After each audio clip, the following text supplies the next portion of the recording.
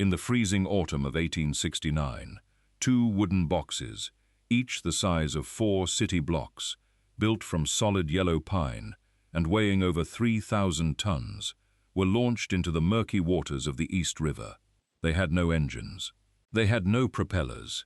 They were giant upside-down wooden crates, 6 feet thick at the roof, lined with heavy tin and tar, designed to do something that had never been attempted on this scale in human history. They were built to sink. The goal was to sink these massive wooden chambers, known as caissons, down through 70 feet of river mud, quicksand, and ancient boulders until they struck solid Manhattan bedrock. Once at the bottom, they would be filled with thousands of tons of concrete to serve as the invisible underwater feet for 2 granite towers that would rise nearly 300 feet into the sky. When completed, the bridge would span nearly 6,000 feet, connecting the independent city of Brooklyn to the bursting island of Manhattan. At the time, it was called the 8th wonder of the world, the Brooklyn Bridge. And here is the question almost nobody asks when they walk across that promenade today. How do you dig a hole 70 feet below a rushing, tidal river, before electricity, before diesel engines, before ground-penetrating radar, and before medical science even understood what happened to the human body when air was compressed to 3 times atmospheric pressure? The answer is a story of iron, timber, black powder, and moxie. But above all, it is the story of 300 men who went down into a dark, pressurized wooden tomb every single day, working in an environment so alien that it felt like another planet, fighting a mysterious, bone-wracking disease that doctors of the era couldn't explain, couldn't treat, and couldn't stop. This is the bare hands. To understand why anyone would sink 2 enormous wooden boxes into the floor of the East River, you have to understand the geography of New York City in the late 1860s. Manhattan and Brooklyn were 2 separate, booming metropolises, separated by one of the most treacherous stretches of water on the eastern seaboard. The East River is not actually a river at all. It is a tidal strait connecting Long Island Sound to New York Harbor. The currents were violently swift, shifting directions with the tide, churning up deep mud and carrying heavy ice flows in the dead of winter. In the winter of 1866, the river froze so thick that ferry service choked to a halt for days. Tens of thousands of commuters were stranded on the docks. Ships carrying grain, timber, and coal sat idling in the bay. The 2 cities were locked in a physical stranglehold, and the economic toll ran into millions of dollars a day. A bridge was no longer a luxury. It was a matter of survival for the growing American Republic. The chief engineer assigned to solve this impossibility was John Augustus Roebling, a brilliant, stern Prussian immigrant who had perfected the art of wire rope cable manufacturing. Roebling designed a suspension bridge grander than anything the world had ever seen. But Roebling knew a fundamental law of physics that every builder respects. A suspension bridge is only as strong as its anchors. The 2 giant stone towers supporting the main span would weigh over 90,000 tons each. If you placed those towers directly on the riverbed, the soft mud and shifting sand would yield, and the multi-million-dollar structure would tip into the river like a toy in a bathtub. The foundations had to rest on bedrock, but the bedrock on the Brooklyn side lay 44 feet below the riverbed, and on the New York side, it was nearly 80 feet down. How do you remove millions of cubic feet of mud, gravel, and stone under 70 feet of water? You couldn't use dredges from the surface. The river currents were too strong, and the boulders embedded in the glacial drift were too large for any 19th century mechanical scoop to lift. Roebling's solution was radical.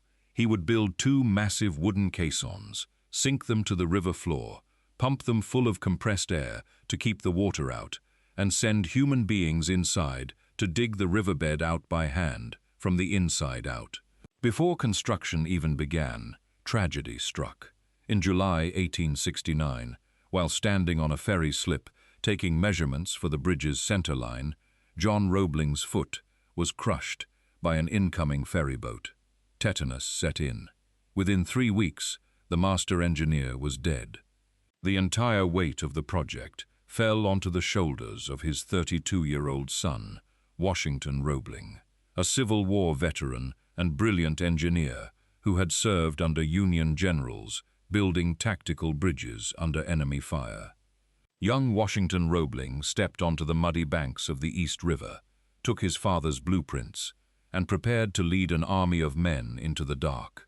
In May 1870, the Brooklyn caisson was towed into position and sunk to the riverbed. Imagine a giant, heavy wooden box turned upside down. The sides were built of massive yellow pine timbers, 9 feet thick at the base, tapering down to a sharp iron shoe called the cutting edge. The roof of the box was 6 solid feet of timber, bolted together with heavy iron rods, caulked with oakum, and sealed with pitch to make it airtight. Once the caisson rested on the muddy riverbed, steam-driven air compressors on the surface began pumping compressed air down through iron pipes into the chamber. As the air pressure inside the box rose, it forced the river water down and out beneath the cutting edge. Suddenly, there was an air-filled workspace under the river floor, 168 feet long and 102 feet wide, with a ceiling only 9 feet high.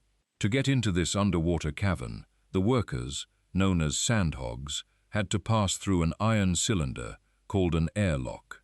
The process was simple, mechanical, and terrifying. A worker stepped into the iron lock chamber from the open air. The outer door was clanged shut and bolted tight. Then, a valve was turned, and compressed air from the caisson below rushed into the lock with a deafening, high-pitched hiss. The air pressure inside the lock rose rapidly to match the pressure inside the caisson. The air grew intensely hot. Men felt their eardrums bulge inward. They swallowed, pinched their noses, and blew hard to equalize the pressure, a technique they learned by word of mouth, because no doctor was there to instruct them. Once the pressure equalized, the heavy iron trapdoor in the floor swung open, and the men climbed down an iron ladder into the gloom of the riverbed. The interior of the caisson was a nightmarish world. It was lit only by flickering gas jets and dim sperm oil lamps, which burned with a heavy, thick soot in the hyper-oxygenated air. The air was warm, sticky, and heavy, thick with the smell of damp silt, river muck, sweat, and burning oil. Because the air was compressed to nearly 30 pounds per square inch above normal atmospheric pressure, sound traveled differently. Voices sounded thin, nasal, and unnaturally high-pitched. You could not whistle. The dense air offered too much resistance to human lips, and the noise was relentless. The roar of the air supply pipes, the clatter of iron shovels hitting stone, the hissing of gas lamps, and the clattering of steam compressors overhead echoed off the dripping pine walls. The sandhogs worked in 8-hour shifts, divided into crews of 100 men. They were armed with the most primitive tools imaginable: heavy iron shovels, picks, crowbars, and wheelbarrows. Their job was to dig the floor out from beneath their own feet. They dug trenches along the wooden cutting edges, allowing the immense weight of the caisson and the thousands of tons of granite masonry being piled on top of its roof above water to slice slowly down through the riverbed, inch by agonizing inch. When the men hit large boulders, granite rocks weighing several tons deposited by prehistoric glaciers, the shovels were useless. The men had to split the stone by hand, driving steel wedges into the rock with 12-pound sledgehammers, or wrap heavy iron chains around the boulders and drag them toward the removal shafts. To get the excavated mud and rock out of the caisson without letting the compressed air escape, Roebling designed an ingenious water shaft. It was a vertical iron pipe that extended from the surface down through the caisson roof into a deep pit dug into the riverbed floor. The pit was filled with water, and the bottom of the iron pipe sat submerged in this water pool. The pressure of the air inside the caisson kept the water column inside the pipe standing 50 feet high, balancing the atmospheric pressure outside. Sandhogs shoveled mud, clay and small stones into the water pit. On the surface, a steam-powered clamshell bucket lowered down through the water pipe, scooped up the debris, and hoisted it into the river to be barged away. It was a brilliant piece of 19th-century engineering, but it relied entirely on human muscle moving thousands of tons of mud, hour after hour, in a subterranean furnace. By late 1870, the Brooklyn caisson was pushing 20, 30, 35 feet into the riverbed, and as the caisson went deeper, the air pressure inside had to be increased to keep the water out. That is when the men began to fall ill. It started subtly. A worker would finish his shift, climb up through the airlock, step out onto the cold, windy deck of the caisson on a freezing winter afternoon, and head home to his tenement house in Brooklyn or Manhattan. An hour later, or 3 hours later, the pain would hit. It was an excruciating, agonizing pain that started in the joints, the knees, the elbows, the hips, and the spine. It felt as though the bones themselves were being crushed in an iron vise. Men doubled over in agony, clutching their legs, screaming in their beds. Their muscles cramped so violently that their bodies bent backward like a bow. The workers called it the bends, a name borrowed from a fashionable women's walking posture of the era called the Grecian bend. Others suffered from blinding headaches, intense dizziness, vomiting, and sudden paralysis from the waist down. Some men stepped out of the airlock, took 3 steps across the wooden staging, collapsed onto the timber deck, and died within minutes, frothing at the mouth. In 1870, medical science had no explanation for what was happening. Doctors thought it was caused by cold air, or physical exhaustion, or the nervous strain of working in the dark. Some blamed the heavy coal gas fumes from the lamps. Others blamed the dampness of the timber walls. No one understood the real culprit, nitrogen. When a man works inside a compressed air chamber, the high pressure forces nitrogen gas to dissolve directly into his bloodstream and fatty tissues. As long as he stays in the pressurized chamber, the nitrogen remains dissolved. But if he comes out through the airlock too quickly, the sudden drop in atmospheric pressure causes the dissolved nitrogen to instantly expand and form microscopic gas bubbles in his blood, like opening a warm bottle of champagne too fast. Those nitrogen bubbles blocked blood flow to the brain, crushed spinal nerves, and tore through joint cartilage from the inside out. There were no safety regulations. There was no decompression table. There was no medical airlock on site to repressurize the victims. The sandhogs were mostly poor immigrants, Irishmen fleeing the aftermath of the Great Famine, German stonemasons, and Civil War veterans with nowhere else to turn. They were paid $2.25 a day, a decent wage for unskilled labor in 1870, but a pittance for walking into hell. I pulled a name from the official records of the Brooklyn Health Department, cross-referenced against the payroll registers kept by the New York and Brooklyn Bridge Company. His name was Patrick O'Malley. O'Malley was 29 years old, born in County Cork, Ireland. He lived in a cold-water tenement on Prospect Street in Brooklyn, with his wife, Bridget, and their 2 young daughters. He was a tall, broad-shouldered man who had spent 3 years shoveling coal on the Union ironclads during the war. On the morning of January 18, 1871, O'Malley was working the deep trench near the south shoe of the Brooklyn caisson.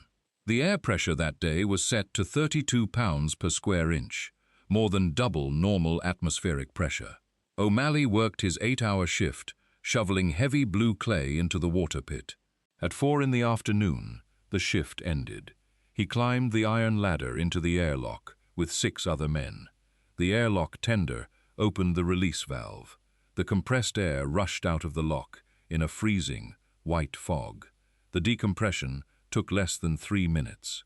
Today, modern diving tables require nearly an hour of gradual decompression for that depth and time. O'Malley, stepped out into the biting January wind, his shirt soaked with sweat. He walked 3 blocks to his home on Prospect Street, sat down at the wooden kitchen table, and asked his wife for a cup of hot tea. 10 minutes later, he collapsed off his chair onto the floorboards. He clutched his chest, gasping for air, his face turning a deep, dark purple. His legs went entirely limp. His wife ran into the street, screaming for a doctor. By the time a neighborhood physician arrived 40 minutes later, Patrick O'Malley was dead. The official death certificate, filed at Brooklyn City Hall, listed the cause of death as apoplexy due to congestion of the lungs. The bridge company paid his widow his final wages, $11.25 for 5 days of work. There was no pension.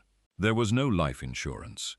The company offered no compensation, stating that O'Malley had died of natural causes, unrelated to the bridge work. O'Malley was just one of dozens. The official bridge records state that only 2 men died from the caisson disease on the Brooklyn side. But independent coroner reports and newspaper investigations from the Brooklyn Daily Eagle tell a vastly different story. Dozens of workers died at home in their tenement beds, days or weeks after leaving the cut, their lungs ruined, their nervous systems destroyed, their deaths unrecorded in the company's official construction logs. Over 110 men were carried out of the airlocks, paralyzed or crippled for life. If you are finding this story valuable, take a single second to hit that subscribe button. The algorithms that run these platforms tend to bury long-form, historical narratives, unless viewers like you signal that this history matters. When you subscribe, you ensure that the names of men like Patrick O'Malley are not erased from the history of the cities we live in today. One click. Let's step back into the dark. As if the mysterious disease wasn't enough, in December 1870, the Brooklyn caisson faced a disaster that nearly destroyed the entire bridge before it was ever built. It was called the Great Fire because the air inside the caisson was rich with oxygen under high pressure. Anything inflammable burned with terrifying speed. On the evening of December 2nd, a worker accidentally held an open sperm oil lamp too close to the wooden ceiling. A small draft sucked the flame into a seam between the timbers. The fire entered the roof structure itself. Because the pine timbers were saturated with pitch and rosin, the fire began to eat its way inside the solid 6-foot-thick wooden roof, crawling through invisible cracks in the timber layers. Washington Roebling rushed down into the caisson himself. For hours, in air thick with blinding, toxic smoke, Roebling and his men fought the hidden fire. They drilled holes up into the solid timber roof and squirted water with hand pumps, but the high air pressure kept feeding the embers deep inside the wood. Roebling stayed inside the pressurized chamber for nearly 24 consecutive hours, directing the fire crews, breathing smoke and high-pressure nitrogen. Finally, Roebling made a desperate decision. He ordered the caisson to be completely flooded with millions of gallons of river water. The caisson sat flooded for several days until the fire was extinguished. When they pumped the water back out, Roebling went back down to inspect the damage. The fire had charcoal-charred massive sections of the internal timber roof. Carpenters had to spend 3 months underground in cramped, smoky conditions, cutting out burned beams and replacing them with solid stone and cement. The fire was put out, but the cost to Washington Roebling was catastrophic. When Roebling finally emerged from the flooded caisson, after days of non-stop exertion, he collapsed on the staging deck. He was carried home, paralyzed, blind in one eye, in excruciating pain, his nervous system shattered by severe decompression sickness. He was 33 years old. He would remain an invalid for the rest of his life, unable to walk onto the bridge he was building. For the remaining 11 years of construction, Washington Roebling sat in the bedroom of his home on Columbia Heights in Brooklyn, watching the bridge rise through a telescope from his window. His brilliant wife, Emily Warren Roebling, became his hands, his eyes, and his voice. Emily learned advanced higher mathematics, cable construction, stress analysis, and structural engineering. For over a decade, she carried daily written orders from her bedridden husband to the assistant engineers on the river, managed contractors, dictated technical correspondence, and oversaw the greatest engineering project on the continent. In the spring of 1871, the Brooklyn caisson finally reached its target depth of 44 feet. The excavation was complete. Sandhogs mixed thousands of tons of concrete and packed the wooden chamber solid from floor to roof, sealing the wooden box deep beneath the riverbed forever. Then came the New York caisson. If the Brooklyn caisson was hard, the New York side was a nightmare. The bedrock on the Manhattan side lay much deeper, nearly 80 feet below the river surface. That meant the air pressure inside the New York caisson had to be cranked up to over 45 pounds per square inch, nearly 3 times normal atmospheric pressure. At that depth, the work became terrifyingly dangerous. Men suffered from nosebleeds, bleeding from the ears, and severe muscle cramps within 20 minutes of entering the chamber. The candles burned down in minutes. The gas lamps produced vast clouds of choking black soot. The sandhogs went on strike, demanding $3 a day for a 4-hour shift. The company gave them the raise, but the toll on human flesh was brutal. Between March and May 1872, as the New York caisson approached 70 feet below the river, the bends struck with lethal ferocity. On April 30th, 1872, a sandhog named John Myers died within hours of coming up from the New York cut. 2 days later, another worker, Reuben Johnson, suffered severe spinal paralysis and died in the hospital.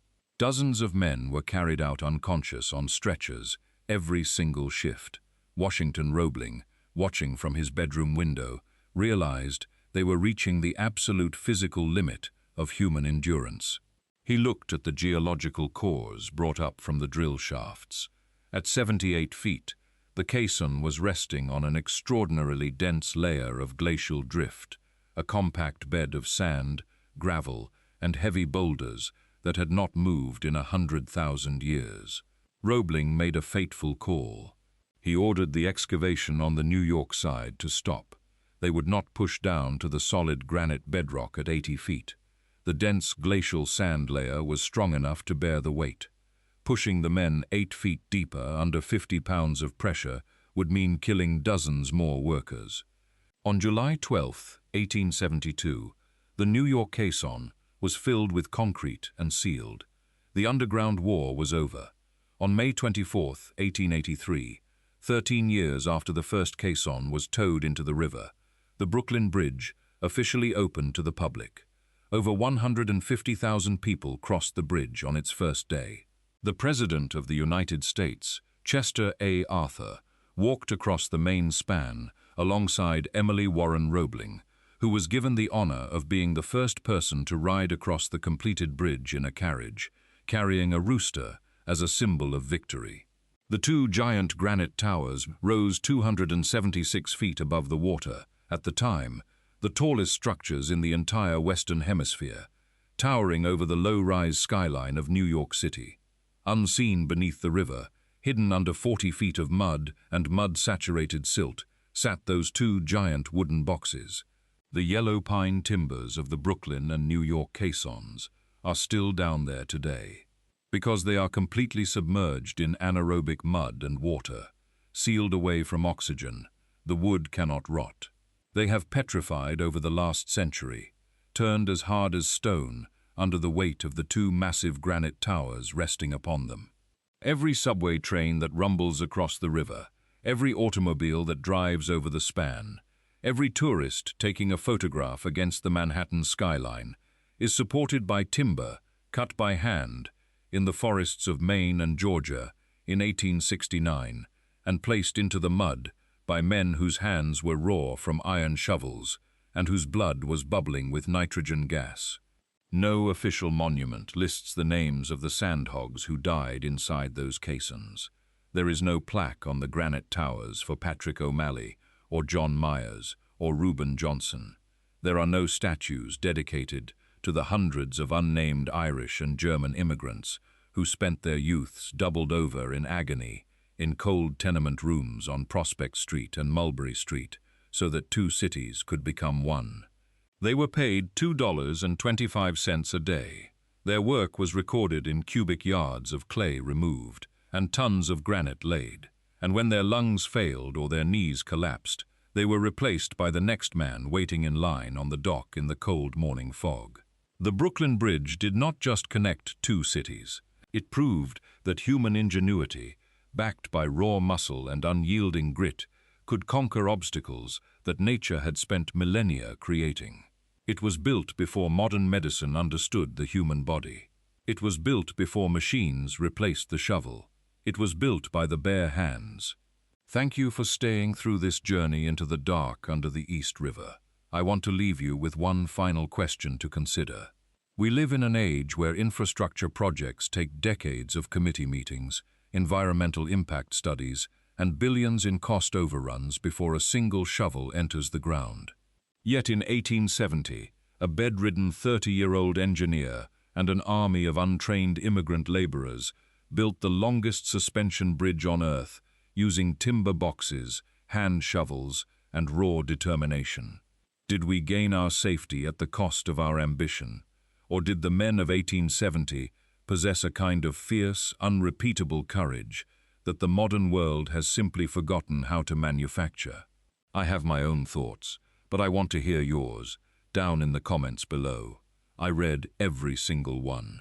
If you believe these forgotten stories deserve to be told, hit that subscribe button, share this video with someone who loves history, and I will see you in the next deep dive. Until then, take care.